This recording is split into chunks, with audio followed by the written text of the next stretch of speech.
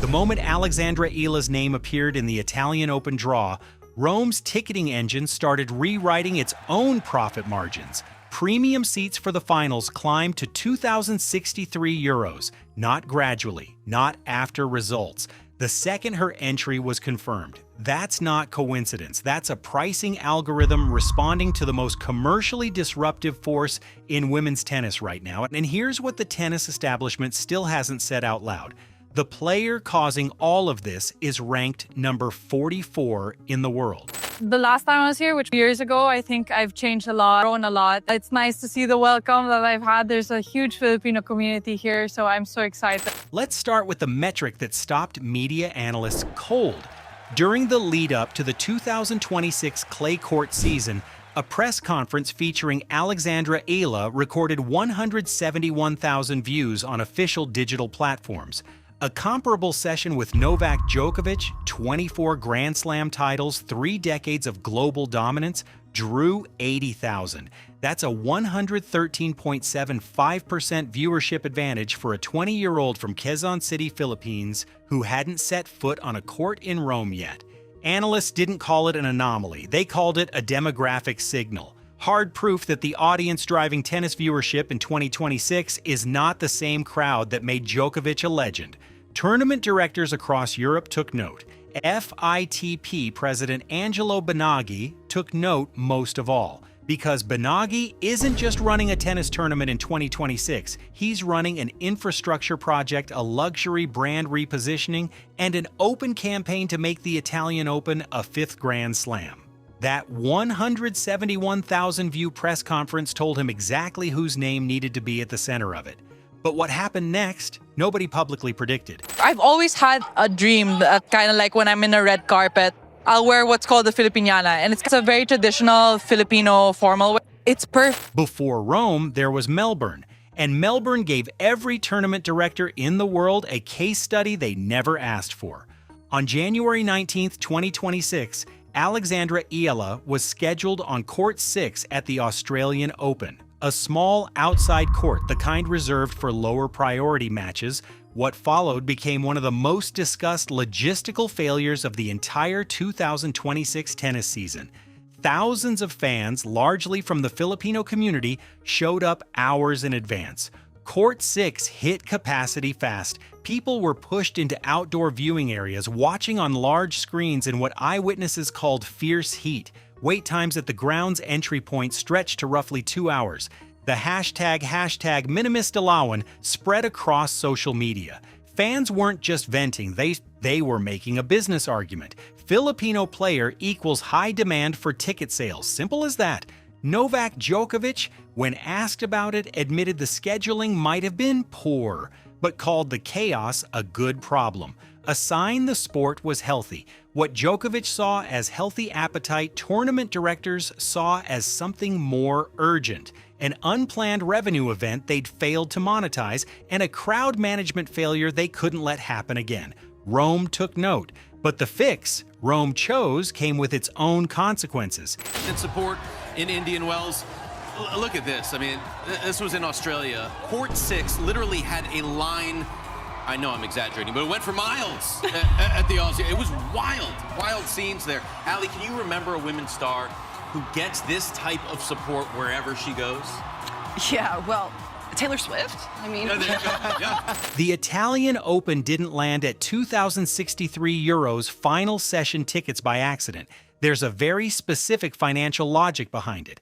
Angelo Banaghi poured €160 million into infrastructure at the Foro Italico and along the Lungotevere, 21 courts, a brand new super tennis arena, and a publicly stated goal of breaking the century-long monopoly held by the 4 existing Grand Slams. That's not a renovation, that's a challenge.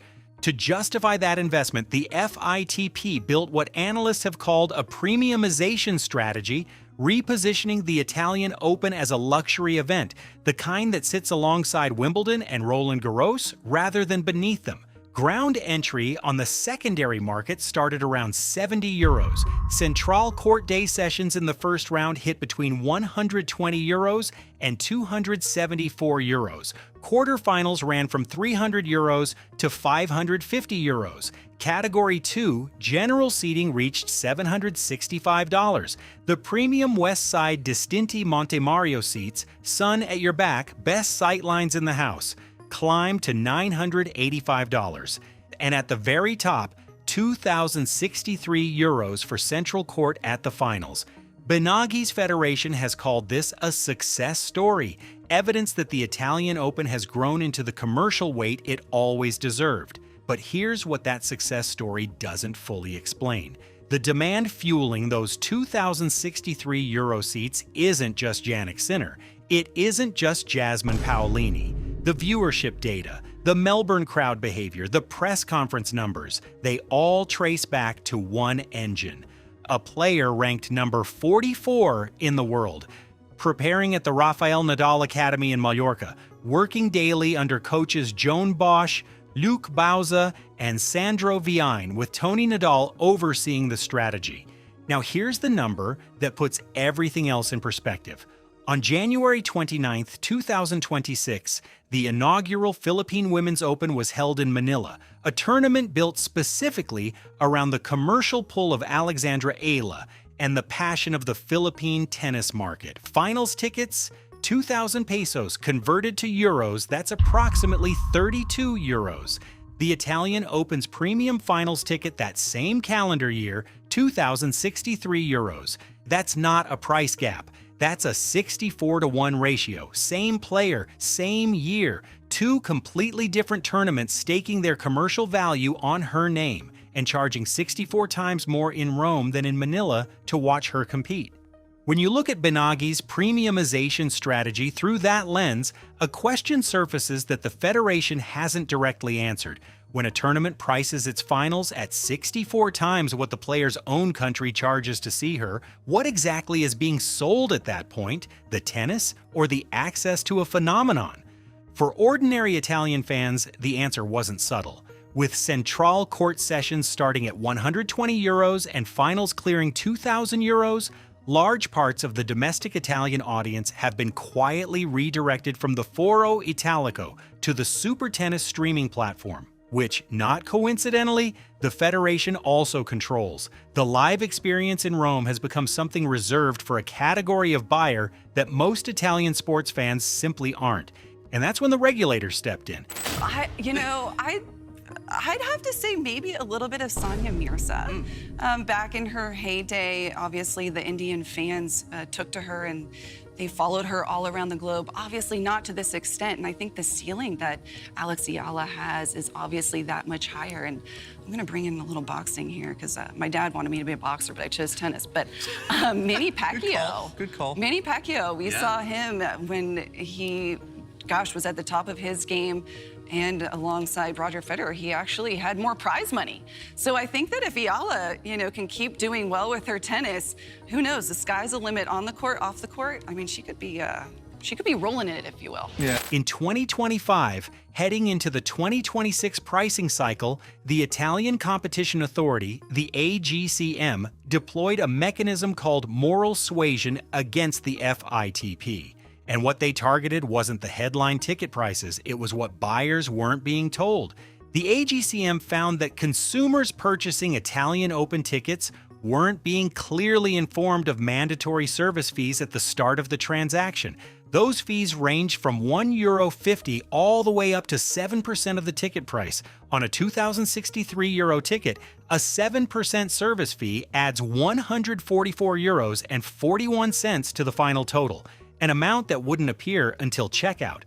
The authority flagged this as a potential violation of Articles 20, 21, and 22 of the Italian Consumer Code, the provision specifically covering unfair commercial practices and misleading omissions. The FITP was compelled to update its entire web infrastructure, so the exact service fee for every ticket category was visible from the very first step of the purchase.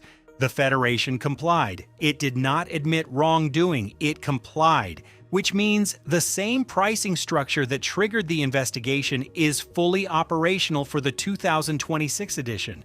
What the AGCM really exposed wasn't just a technical transparency problem. It was the distance between how the Italian Open presents itself publicly, a tournament celebrating tennis's growth, welcoming fans into a historic fifth Grand Slam moment, and how the financial mechanics actually work at the checkout screen. Here's the part the tournament economics struggle to explain. Alexandra Eala, as of April 2026, is ranked number 44. She's not a top 10 seed, she's not a defending champion. Her only previous appearance at the Italian Open ended in a 0-6, 1-6 defeat to Marta Kostyuk, a result observers described plainly as brutal. By every conventional measure of how tournament commercial value gets assigned, a player at number 44 with a first-round exit in her only Rome appearance shouldn't be driving the pricing architecture of a €160 million investment, and yet the numbers say otherwise. Former French Open champion Ana Ivanovic reached for a boxing analogy to describe what Eala does to a room. She compared the energy to Manny Pacquiao, not because of rankings, but because of the electricity that builds before a single point is played. Her words: "When she walks onto that court, every eye in the tennis world is going to be watching. She makes the whole world watch."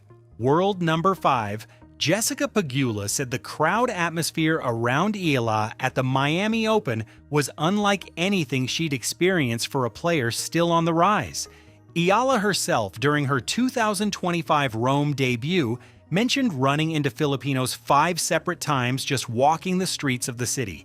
That's not a fan base. That's a diaspora that travels. Tournament directors are now factoring that community into attendance projections exceeding 350,000 spectators for the 2026 edition. The performance data backs it too. Her 2026 season win rate sits at 63.63%, ahead of Jasmine Paolini's 53.33%, ahead of Naomi Osaka's 62.5%, ahead of Madison Keys' 61.5% across the same stretch. She's the only player outside the top 20 to reach the round of 16 in 3 of the first 4 major tournaments of the year. Her win rate against top 10 opponents is 57%, a number that barely makes sense for someone ranked where she is. The reality is Rome's pricing machine isn't reading her ranking, it's reading her engagement data. And those are 2 entirely different calculations, one built by the WTA's algorithm, the other built by a commercial ecosystem running on completely different logic. Former British number 1 Greg Rusetsky has acknowledged it openly, noting that Eala's heavier losses against harder hitters are a necessary step in her development. The ceiling is real. The senior voices in the sport see it. But the question that's harder to answer is whether a pricing structure built on her market impact can sustain itself if the on-court results don't catch up fast enough. That's the sharp edge of the hype versus results debate, and nobody in Rome is rushing to answer it. She's got a smile that lights up a room too, you know. And I remember last year when she beat Iga Swiatek, and she kind of did it with a lot of grace and humility, you know. And it was really, for me, it was terrific to see her take that match and watch her play after that, and watch her try to continue to progress. Because I like her game, you know. Obviously, she wants to get better than where she is now, the 32 in the world, but she's got a lot of good hand-eye coordination and ability to take the ball early and redirect. But the fan stuff is always fun for me, because whenever you see players from smaller countries, the fans are so passionate when they get up to the top. It's interesting, Ali mentioned Sonia Mirza. She has nearly 13 million followers on Instagram. That's 5 million more than Carlos Alcaraz, and nearly as many as Alcaraz and Sabalenka combined. So that's how big Sonia Mirza is, was, and will be. But Eala going to be seeded for the first time at a 1,000. To find out who she will play in the second round, check out the draw. By late April 2026, Alexandra Eala was back at the Rafael Nadal Academy in Mallorca, finalizing her preparation for Rome. The Italian Open confirmed record-breaking attendance expectations for the 2026 edition. Binaghi's 5th Grand Slam infrastructure is standing. The AGCM's transparency requirements are technically satisfied. The Super Tennis Arena is open. The free training court at Piazza del Popolo is available, a gesture toward accessibility inside a tournament that charges €2,063 for its best seat in the house. The 171,000 view press conference is documented. The Court 6 breakdown in Melbourne is on record. The 64-to-1 ticket price ratio between Manila and Rome is a confirmed data point. The hashtag Minimis Dilawan is part of the public record now. Every euro of that €160 million investment, every pricing tier, every legal exchange with the AGCM, every infrastructure decision, all of it was calibrated around one assumption: that the demand holds, that the phenomenon shows up and delivers. So here's the question Rome hasn't answered. What happens to all of it? The premium pricing, the record attendance projections, the fifth Grand Slam narrative. If the player generating the demand walks off the court in round one,